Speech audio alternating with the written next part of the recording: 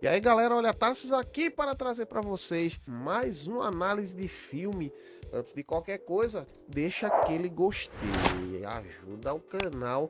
Quem é com esse gostei, que a gente fica sabendo se vocês estão curtindo o nosso conteúdo e a gente traz mais conteúdo do mesmo tipo para vocês, beleza? Então, ajuda a gente também a chegar nos 1000. Estamos quase lá, quase nos 1000 inscritos. Falta muito pouco.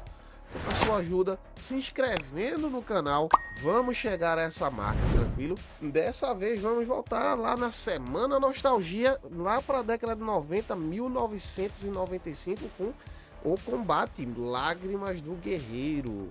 Sem mais delongas, puxa essa vinheta.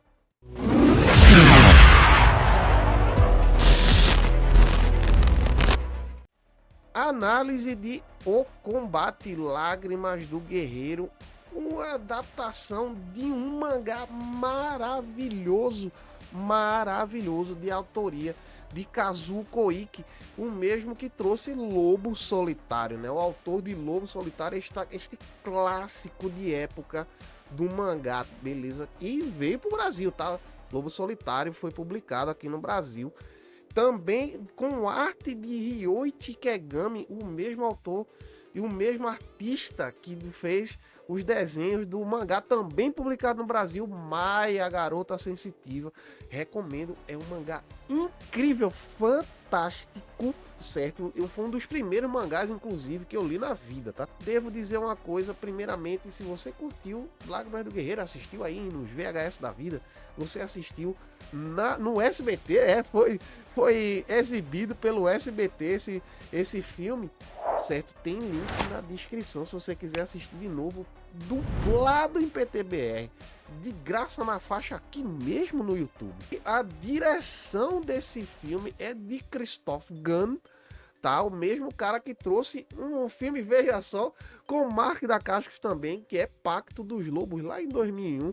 Se você gostou de Pacto dos Lobos, é por causa da direção de Christoph Gunn.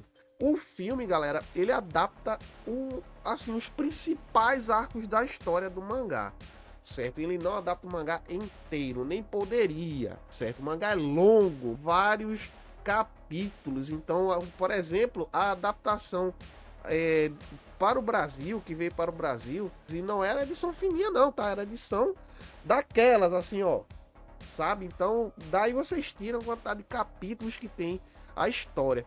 Mas o filme ele adaptou, certo? Então ele pegou, fez aquele condensado, muito condensado, tá? E saiu contando a história no que coube ali, né? Nos seus 102 minutos, né? O filme tem 102 minutos de duração.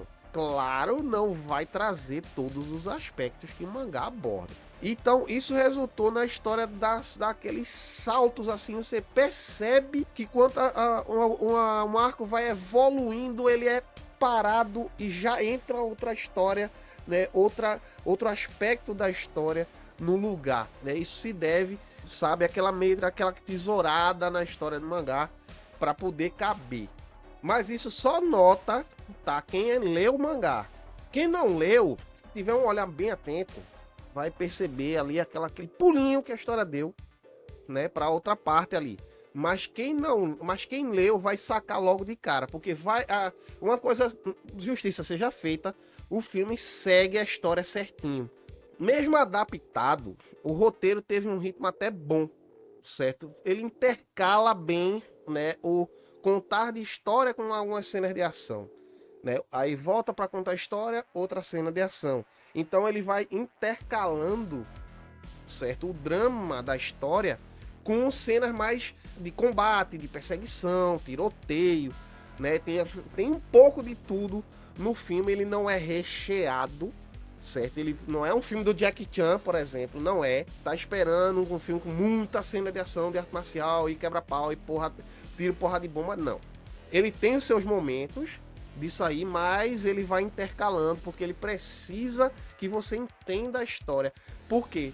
Porque ele aborda tradições da China, ele aborda tradições japonesas, ele aborda uma contada história de, digamos assim, filme de gangster, porque tem isso também, Uma família tradicional chinesa, né, de criminosos que ele permeia a história aqui, ó, do Yoji Nomura, tá? Então ele foi meio que sequestrado para se tornar um assassino a serviço dessas famílias chamadas de os Filhos do Dragão. Ao longo do tempo, ele vai se tornando cada vez melhor na arte, né, de assassinar pessoas. Então, o que deveria ser um único trabalho acaba se tornando 2, 3, 4 e ele acaba se tornando o principal assassino dos Filhos do Dragão. Como ele é obrigado a fazer isso, ele não está fazendo por vontade própria, ele sofre uma lavagem cerebral para poder fazer esses trabalhos. Então ele, quando se dá conta do que fez, toda vez ele chora, né? Ele não queria fazer isso, ele nunca quis matar pessoas. Então toda vez quando ele se dá conta do que fez, ele chora. Daí o nome Lágrimas do Guerreiro. Contudo, algumas cenas de tiroteio teve a clássica mentira cinematográfica, né? Aquela que tanto a gente gosta. Chuva de balas rolando e ele não leva nenhum tiro, certo? Isso deixou ruim? Não, isso é muito massa, tá? Isso é muito massa no filme. Isso mostra a perícia que o Yoji Nomura tem com armas de fogo. E o Mark Dacascos está muito bem no papel, tá? Ele é muito criticado, dizendo que o pessoal diz que ele não é um bom ator e tal. Parece que o cara nasceu para interpretar esse papel, porque ficou muito bem nele. A caracterização do personagem nele ficou muito boa, tá? Ele até as feições do Mark Dacascos, né? A galera da maquiagem fez questão de que ele ficasse parecido com o Yoji Nomura do mangá. Até o corte de cabelo dele, gente, é o mesmo. E a Julie Condra, que é a par romântico dele no filme, né? Ela também ficou muito bem com a Emu Ohara. Ela conseguiu, assim, interpretar até a expressão, né, meio apática da Emu no mangá. Basicamente todo o tempo que ela dá um close no rosto da Emu, ela tá com aquela expressão meio apática, meio de olhar de peixe morto que ela tem, certo? E a Julie Condra, curiosidade, é a esposa do Mark Dacascos na vida real. Foi nesse filme que eles conheceram e acabaram se casando, né? E o Byron Man ficou muito bom como Ko, né? O parceiro do Yo e também meio que o mentor do Yo, né? O Ko no mangá, ele tem ele tem um peso na história crucial, né? Ele é ele quem faz o Yoji Nomura ser o assassino, né? Ser o Freeman, né? Do título Crime Freeman, né? É o Ko que ensina ao Yo tudo que o Yo precisa saber para ser um grande assassino dos Filhos do Dragão, né? E o Byron Man, ele interpretou incrivelmente esse personagem. Está parecidíssimo, até as feições dele também. A galera da maquiagem fez questão de fazer o Byron Man ficar muito parecido, né? O jeitão do Ko, assim, o Byron Man conseguiu captar bem, né? O jeito do Ko, o jeito sério, sisudão, né, do Ko, e isso fez toda a diferença, certo? Esse filme ele foi muito criticado por ser mais um filme de ação, certo? Mas tá, se não fosse por Lágrimas do Guerreiro, eu tenho certeza que muita gente não teria, assim, conhecido o mangá. Tudo bem, muita gente que assistiu até hoje não sabe que ele vem de um mangá, mas quando descobre, eu fiz questão também de apresentar o mangá a muita gente, né? E depois se ligaram, ei, não tem um filme que é desse mangá aqui? Pois é aí que cai a ficha depois que a pessoa lê. E a nossa nota é um valente 6 de 10, tá? Teve alguns problemas no filme? Teve.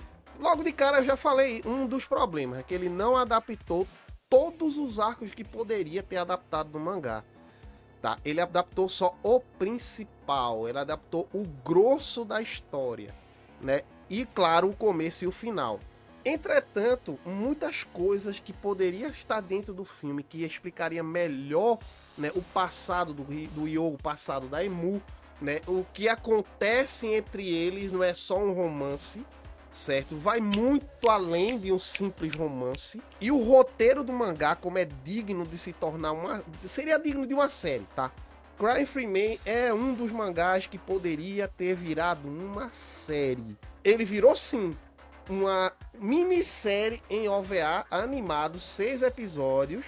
Então o roteiro poderia ter virado uma série e não um filme. O filme ficou apertado demais, o roteiro é grande demais para caber num filme. Mas quiseram fazer como filme, beleza. Se você ainda não assistiu, vale assistir, tá? O link para assistir vai estar na descrição, certo? Então dá uma conferida e depois vem aqui e comenta. Comenta e diz o que você achou. Tranquilo? Essa é a nossa abordagem de Crying Freeman, Lágrimas do Guerreiro. Se você está aqui comigo até agora, muito obrigado pela sua companhia, muito obrigado pela sua audiência. Beijo do Opine.